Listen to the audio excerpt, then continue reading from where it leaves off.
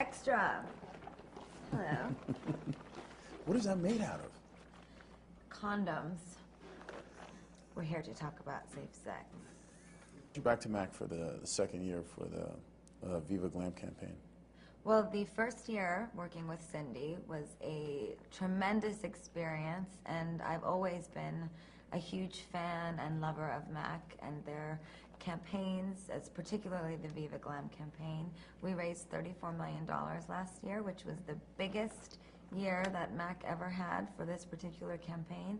Wow. And this year we want to raise $50 million to save lives all over the world. And tell me, why is this campaign so important to you personally?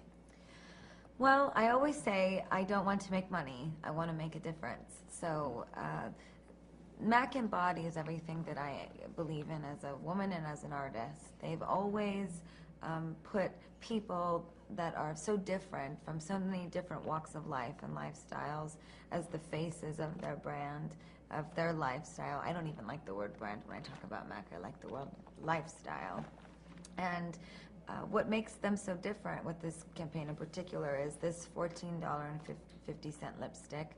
100% of the money made selling these lipsticks goes to the Mac AIDS Fund and goes to saving lives around the world, which makes them the only charity that does that. The hatched ideal, or the egg arrival, or the vessel arrival? I did.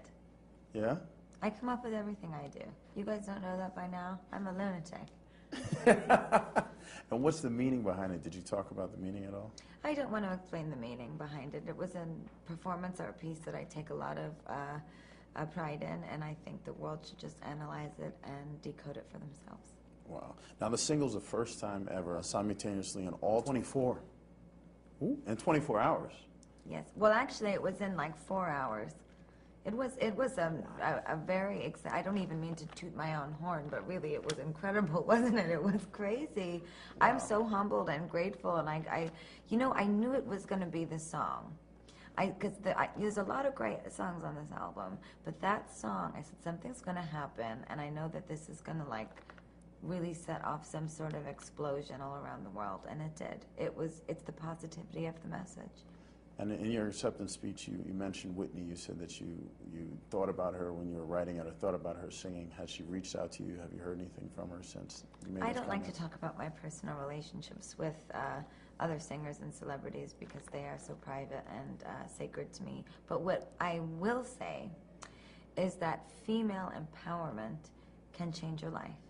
And that's why I, every day, am now sort of recognizing my position as a role model, whether I like it or not, to young people. And I want to set a great example. I want to be an empowering force and transition now into a place of positivity and light and joy. And with the Mac AIDS Fund, the discussion of safe sex and the discussion of protecting yourself and the discussion of AIDS and HIV, it's this kind of not so mainstream thing. It's this sort of taboo thing. People are ashamed to say that they've got tested, or the stigma around going, well, why are you going to get tested? Are you afraid you have AIDS? Do you have unprotected sex? It is so important that we take something as accessible as a lipstick and we synthesize the discussion of safe sex to become as accessible as that. I urge young people, my fans, and not my fans, if you don't like my music, that's fine. Just support this cause. Go out and buy a lipstick for your mother, your sister, maybe your brother wears lipstick, fabulous, and tell them this lipstick costs $14.50. And every dollar of that $14.50 is going to help save a young woman or a young man's life who's infected with the HIV or AIDS.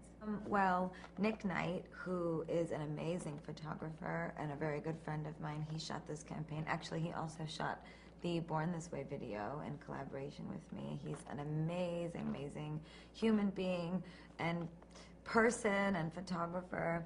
And he wanted to just shoot me as the soulful, lovely person that he believes that I am. Thank goodness he likes me so much that he took such a nice picture. But when it came to the lipstick and designing the color of the lipstick, I didn't want to just make a beige lipstick that looked good on a white girl, because that's kind of what beige lipstick is. It's sort of this white girl lipstick. And I didn't want to make that lipstick. I wanted to make something that would look beautiful on all walks of life, any kind of woman, any kind of man.